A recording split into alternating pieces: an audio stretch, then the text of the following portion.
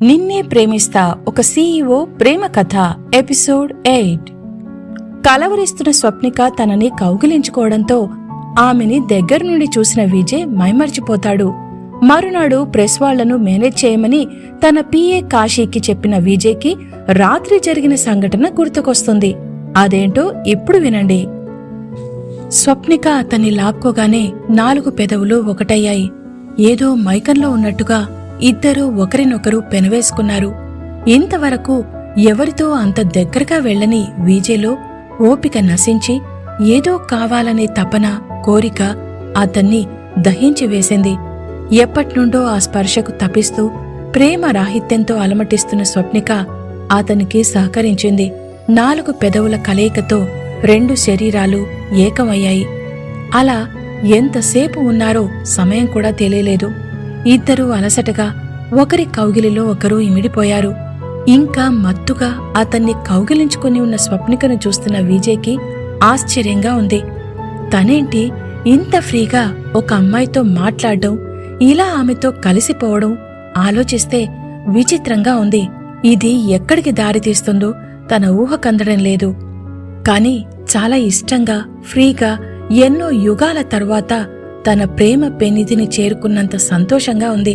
అదేకాకుండా స్వప్నిక కూడా తనలానే ఫీలవుతుందని ఆమె స్పర్శలోనే అతనికర్థమైంది. ఆలోచనలతో గజిబిజిగా ఉన్న విజయ్ పైన బరువుగా ఉన్న స్వప్నిక కదలడంతో మెల్లగా పక్కనే ఉన్న లైట్ స్విచ్ వేశాడు. గదంతా వెలుతురు నిండింది. కళ్లకు ఉన్న కాటుక, జుట్టు మొత్తం చెదిరిపోయి అందమైన అనుభవాన్ని అనుభవించిన దానిలా మత్తు కళ్లతో విజయ్ కౌగిలిలో ఉన్న స్వప్నిక ఆశ్చర్యపోయింది. తను ఎవరినో కౌగిలించుకుని ఉంది. కంగారుగా తలెత్తి చూసింది. పక్కనే విజయ్ కనిపించాడు. కెవ్వుమని రాబోయిన కేక ఆమెలోనే సమాధైంది. మెల్లమెల్లగా మత్తు దిగిపోగా జరిగిన విషయం కళ్ల ముందు కనిపించింది. అంతే, ఆమె కళ్ళు కోపంతో ఎర్రబారాయి. యూ చీటర్ అంటూ లేవబోగా ఆమెకర్థమైంది. బెడ్ పక్కన కింద ఇద్దరి బట్టలు కుప్పలా పడి ఉన్నాయి. పెద్ద బెడ్షీట్ ఆ ఇద్దరిని తనలో దాచుకుని ఉంది. ఒక్క క్షణం ఏం చెయ్యాలో తోచలేదు. ఆమెకు పరిస్థితి అర్థమైంది. స్వప్నిక, జరిగింది పొరపాటే, ప్లీజ్ రిలాక్స్ అని చెప్పబోయాడు విజయ్. కాని అతన్ని పూర్తిగా మాట్లాడనివ్వలేదు స్వప్నిక. నువ్వు ఐ లవ్ యూ చెప్తే లొంగలేదని నన్ను ట్రాప్ చేశావు. ఐస్ క్రీంలో మత్తుమందు కలిపి తినేలా చేసి నీ సూట్కి తీసుకొచ్చావు. తరువాత మత్తులో ఉన్న నన్ను లొంగ తీసుకున్నావు. ఆమె మాటలు విన్న విజయ్కి ఎక్కడ కాలాలో అక్కడ కాలింది. ఏంటి, నేను లొంగ తీసుకున్నానా? నువ్వో పెద్ద అప్సరసవని. నేను కావాలంటే మిస్ యూనివర్సే వస్తుంది. అయినా నేను మత్తు మందిచ్చి లొంగ తీసుకోను. నాకు తిక్క రేగిందంటే ఏకంగా అటెంప్ట్ రేప్ చేసి పడేస్తాను అని కోపంగా అన్నాడు విజయ్. అంటే ఇప్పుడు నువ్వు చేసిన దానికి సమర్థించుకుంటున్నావా? కోపంగా అంది స్వప్నిక. కాదు, నువ్వు మార్నింగ్ కూడా ముద్దు పెట్టాలని చూశావు. ఇంతకు ముందు కూడా ఇలాగే మీదికి లాక్కున్నావు. ఎగబడి ఒంటి నిండా ఎక్కడ పడితే అక్కడ ముద్దులు పెట్టావు. అంతేకాదు, ఎక్కడ పడితే అక్కడ. అతని మాటలు పూర్తి కాకముందే స్వప్నిక అతన్ని ఆపమంటూ అరిచింది. Stop it, I say stop it అని అరిచింది స్వప్నిక. లైట్ వెలుతుర్లో అతన్ని గమనించింది. అతని బాడీపై తన లిప్స్టిక్ మరకలే కాదు, పెదవుల ముద్దరలు, అక్కడక్కడ తాను చేసిన హైకిస్లతో కమిలిపోయిన మరకలు కనబడగానే ఆమె కళ్ళు నేలవైపు మళ్ళాయి. ఇప్పుడెలా? ఎలా ఇంటికి వెళ్ళాలి? ఆమెకు తనపైన తనకే సిగ్గుగా, కోపంగా ఉంది.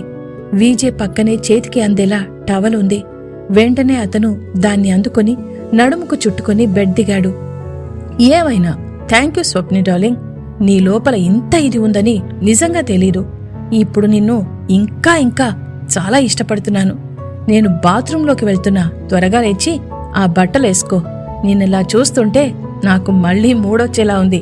ఇప్పటికే నైట్ అంతా నన్ను చాలాసార్లు చంపేశావు అని చిన్నగా నవ్వుతూ చెప్పాడు విజయ్. ఆమె బట్టలు తీసి స్వప్నిక పక్కన వేసి వాష్రూంలోకి వెళ్తున్న విజయ్ విశాలమైన పచ్చని వీపుపై ఎర్రగా తను చేసిన నెయిల్ స్కార్స్ కనిపించాయి. అవి పచ్చని కడపపై ఎర్రని కుంకుమతో రంగవల్లులు దిద్దినట్టున్నాయి. జరిగిన సన్నివేశం గుర్తురాగానే తెలియకుండానే స్వప్నిక బుగ్గల్లో మాటి మాటికి ఎరుపు రంగు తొంగి చూస్తోంది. జరిగిన దానికి ఏడుపు రావడం లేదు. ఏదో కొత్త లోకంలో తేలిపోతున్న అనుభూతి. ఇన్ని రోజులు వెతుకుతున్న గమ్యాన్ని చేరినట్టుంది. కాని ఇదెలా సాధ్యం? ముందు ఇక్కడి నుండి బయటపడాలి.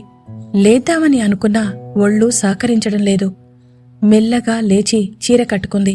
తలంతా దిమ్ముగా ఉంది. ఒక్క అడుగు వేసిందో లేదో కింద పడబోయింది. ఎప్పుడు వచ్చాడో ఏమో తెలీదు. వెనుక నుండి వీజే పట్టుకున్నాడు. ఇద్దరి కళ్ళు కలుసుకున్నాయి. అరే యార్, పడిపోతావు. ఆ దొంగ నాకో సారీ వాడు ఏం మత్తుమందు కలిపాడో గాని వాడు ఎవరో తెలియాలి అప్పుడు అని సీరియస్గా అన్నాడు విజయ్. ఏంటి చేయించిందే నువ్వు, పైగా వాణ్ణి తిడుతున్నావు? నేనైతే వాణ్ణి చంపేస్తాను అని కసిగా అంది స్వప్నిక. నేనైతే వాడి కాళ్లు కడిగి నెత్తిన చల్లుకొని నా 1000 కోట్ల ప్రాపర్టీస్లో ఏదో ఒకటి వాడి పేరు రాసేస్తా అని చాలా ఖచ్చితంగా సీరియస్గా చెప్పాడు విజయ్. కోపంగా చూసింది స్వప్నిక. నా పరిస్థితి నీకు నవ్వులాటగా ఉందా? కోపంగా అడిగింది స్వప్నిక. ఆమె చెప్పులు వేసుకోవడం చూసి ఆశ్చర్యపోయాడు. ఏంటి అప్పుడే వెళ్ళిపోతావా? ఇలాగేనా అని నవ్వుతూ అడిగాడు విజయ్. అతన్ని అనుమానంగా చూసింది స్వప్నిక. ఆమెను అమాంతం ఎత్తుకున్నాడు. మై డియర్ డార్లింగ్, ఒక్కసారి అద్దంలో చూసుకో తల్లి అని ఆమెను డ్రెస్సింగ్ టేబుల్ ముందు దింపాడు విజయ్. తనని తాను చూసుకున్న స్వప్నిక కళ్ళు సిగ్గుతో రెపరెపలాడాయి. రాత్రి జరిగిన యుద్ధం తాలూకు అవశేషాలు ఆమె మెడవంపులో, పెదవిపై విజయ్ నాటిన పంటిఘాట్ల రూపంలో చాలా హైకీస్ దర్శనమిచ్చాయి. అతని మీసాల రాపిడికి ర్యాషెస్తో కందిన బుగ్గలు మంట పుడుతున్నాయి. స్వప్నిక మనసు చదివిన విజయ్ పెదవులు సన్నగా నవ్వుతూ విచ్చుకున్నాయి. చూసావా, ఇలా వెళ్తే ఎలా? మొదలే నేను అసలు సిస్సలైన మగాణ్ణి. నన్ను నీ బిహేవియర్తో చాలా రెచ్చగొట్టావు. తట్టుకోలేక కంట్రోల్ తప్పాను. నేనిలాంటోణ్ణి కాదు స్వప్ని. నా పైన మిలియన్ల కొద్ది కళ్ళున్నాయి.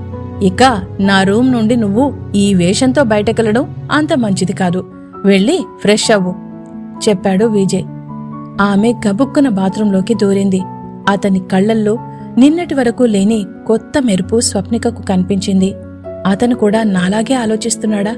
ఒక విధంగా చెప్పాలంటే రోజూ కలలో వెంటాడే స్పర్శకు, తనని ఏదో లోకాల్లోకి తీసుకెళ్లే ఆ పర్ఫ్యూమ్ వాసనకు తను పూర్తిగా ఎడిక్ట్ అయింది.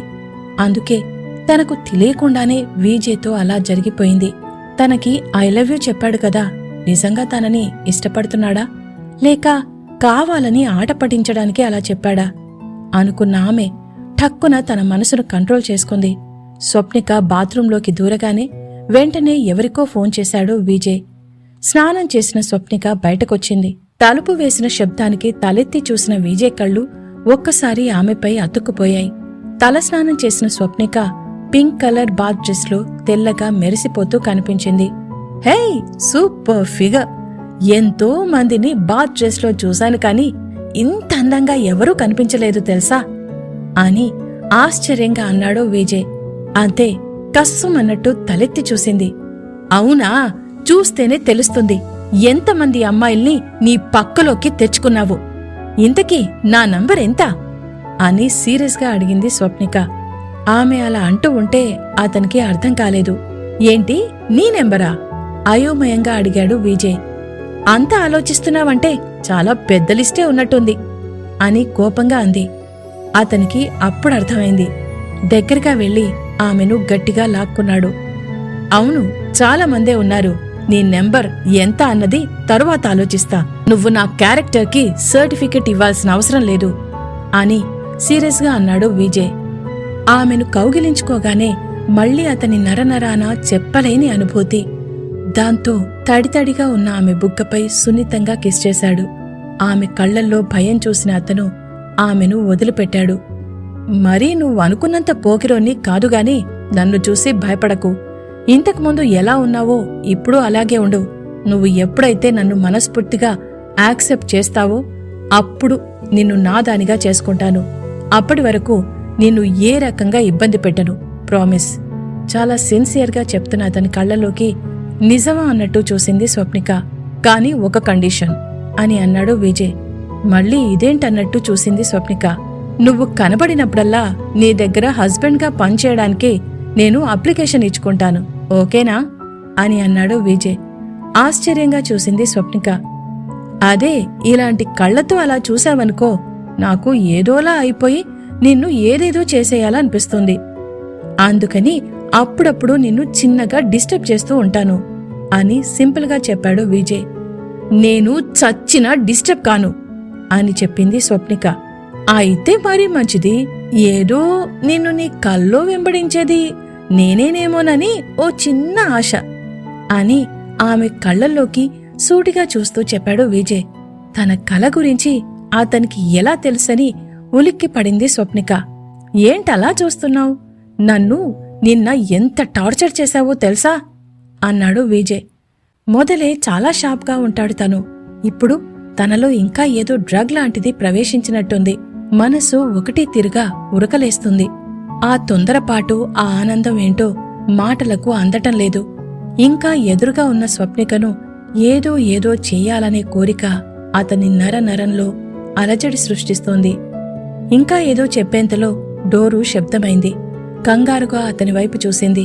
అక్కడ్నుండి ముందు రూంలోకి వెళ్లి డోర్ తెరిచాడు విజయ్. గబగబా మహేష్ లోపలికొచ్చాడు. వెంటనే డోరు మూసేశాడు విజయ్. ఏమైందిరా, ఈ తెల్లవారుజామున ఫోన్ చేసి రమ్మన్నావ్? మళ్ళీ ఏం కొంప ముంచావ్ అని అయోమయంగా అడిగాడు మహేష్. నేను చెప్పింది తెచ్చావా? అది సరేగాని నిన్నెవరూ చూడలేదు కదా అని ఆతృతగా అడిగాడు విజయ్. లేదు, నీ బంటు ఈ హోటల్ ప్రొప్రైటర్ ముకుందం నన్ను జాగ్రత్తగా లోపలికి పంపించాడు. ఆర్డర్ వేశాక తేక చస్తానా? అయినా దీని అవసరం ఏమిట్రా నీకు? అనుమానంగా అడిగాడు మహేష్. తరువాత చెప్తా, ముందు అది ఇవ్వరా అడిగాడు విజయ్. అతన్ని ఎగాదిగా చూసిన మహేష్కి అర్థం కాలేదు. విజయ్ ముఖంలో నిన్న లేని కాంతి ఏదో మెరుస్తూ విచిత్రంగా కనిపించింది. అతన్ని గమనిస్తూ తన దగ్గరున్న బాక్స్ని ఇచ్చాడు మహేష్. అది తీసుకుని లోపలికి వెళ్లాడు విజయ్. ఎవరా అని ఆతృతగా చూస్తున్న స్వప్నికకి ఆ బాక్స్ ఇచ్చి బయటకు రాబోయాడు. వెంటనే అతని చేయి పట్టుకుని లాగింది స్వప్నిక. ఏంటి, యుద్ధానికి రెడీనా కొంటగా అడిగాడు విజయ్. నిన్ను మన మధ్య జరిగిన విషయం ఎవరికీ చెప్పొద్దు, చెప్పావనుకో కోపంగా చూపుడు వేలు చూపించింది స్వప్నిక. ఎవ్వరికీ చెప్పొద్దా? సరే, అలాగైతే ఒక చిన్న కిస్ ఇచ్చేయ్ అని అడిగాడు విజయ్. స్వప్నిక కోపంగా చూసింది. సరే నీ ఇష్టం అని బయటకి రాబోయాడు విజయ్. కర్మ ఇలా బుక్కయ్యాన్రా దేవుడా అని కోపంగా అతన్ని మళ్లీ చెయ్యి పట్టుకుని వెనక్కి లాగింది స్వప్నిక. ఆ అదనుకు పట్టు తప్పిన స్వప్నిక, ఆమెపై విజయ్ ఒకరిపై ఒకరు బెడ్ పైన పడిపోయారు. ఒక్క క్షణం ఆమెను అలాగే చూశాడు విజయ్. తుషార బిందువుల్లా నీటి చుక్కలు పడి మెరుస్తున్న ఎర్రటి గులాబీ రెక్కల్లా ఉన్న ఆమె పెదవులను తన పెదవులతో గట్టిగా అదిమిపట్టి 2 నిమిషాల తర్వాత వదిలిపెట్టి బయటికి వెళ్లిపోయాడు అతను. తనకు ఇచ్చిన బాక్స్ని ఓపెన్ చేసి ఆశ్చర్యపోయింది స్వప్నిక.